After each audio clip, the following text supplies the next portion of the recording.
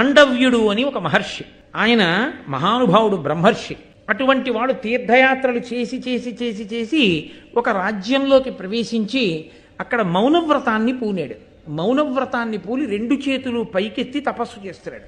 ఆ రాజుగారి అంతఃపురంలో దొంగతనం చేసినటువంటి దొంగలు ఆ ధనాన్ని పట్టుకుని పారిపోతూ మాండవ్యుడు తపస్సు చేసిన ప్రదేశం దగ్గరికి వచ్చి ఆయన ఉన్నటువంటి కుటీరంలో పడేసి దాక్కున్నారు. భటులు తరువుకొచ్చి ఈయన అడిగారు, దొంగలిటి వెళ్ళారా, ఎవరు నువ్వు అని అడిగారు. ఆ చీకట్లో ఆయన మౌనవ్రతంలో ఉన్నాడు, మాట్లాడలేదు. ధనం కనబడింది, దొంగలు కనబడ్డారు.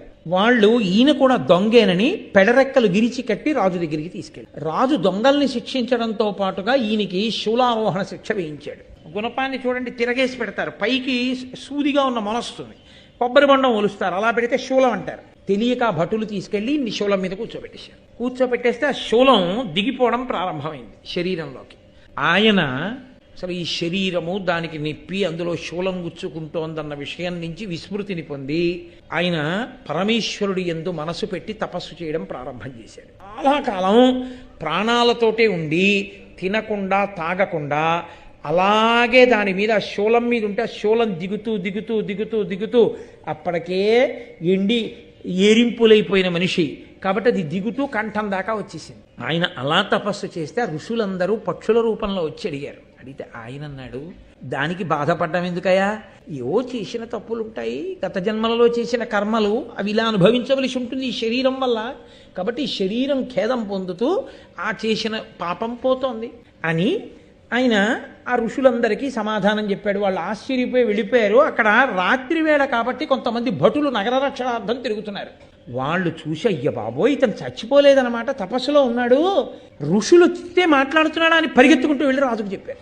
ఆ రాజు, అయ్య బాబోయ్, ఎంత తప్పు అయిపోయింది, నేను మహర్షికి శూలం వేశానా అని గబగబా వచ్చి ఆయన్ని ఉత్తరించమన్నాడు శూలంలోంచి. కాబట్టి ఇప్పుడు శూలాన్ని బయటికి లాగడం కుదరదు, శూలం నుంచి ఇన్ని పైకి లాగడం కుదరదు.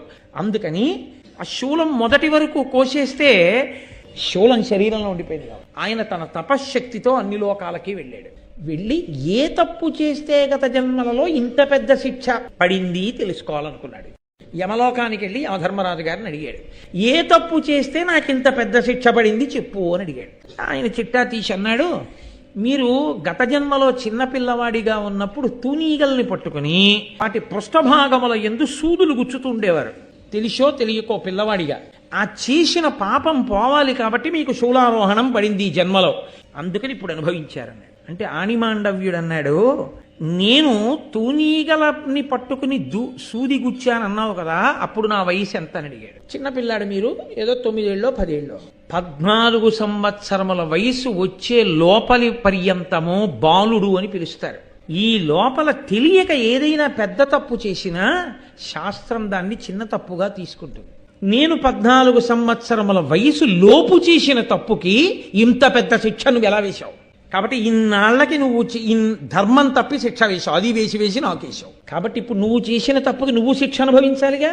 ఇంత ధర్మం తెలిసి సింహాసనం మీద కూర్చునే అధికారాన్ని కోల్పోయి 4వ వర్ణమునకు చెందినటువంటి ఒక వనిత గర్భమునందు పుట్టి ఇప్పుడు ఎంత ధర్మం తెలిసున్నవాడువో అప్పుడు అంత ధర్మం తెలిసున్నవాడవై ధర్మం చెప్పడానికి పనికొచ్చేటటువంటి వాడివై సాక్షాత్తు రాజులకు అన్నదమ్ముడవైన తేజస్సు కారణంగా క్షేత్ర కారణం చేత దాసీపుత్రుడవై రాజ్యాధికారము లేక భూలోకమునందు జన్మించడవుగాక అని శపించాడు.